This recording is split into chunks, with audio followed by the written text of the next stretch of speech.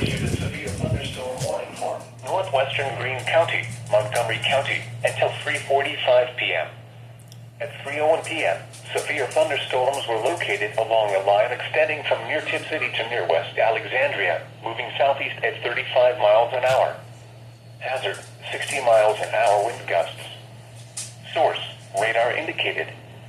Impact, expects damage to trees and power lines. Locations impacted include Dayton, Kettering, Beaver Creek, Huber Heights, Fairborn, Xenia, Trotwood, Miamisburg, Springboro, Vandalia, Englewood, Bellbrook, Maureen, Oakwood, Yellow Springs, Wright-Patterson Air Force Base, West Carrollton, Wilberforce, Riverside, and Clayton. This includes the following interstates: I-70 in Ohio between mile markers 27 and 41.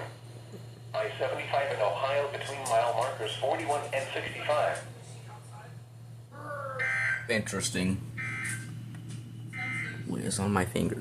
Here is a hazardous weather outlook for this afternoon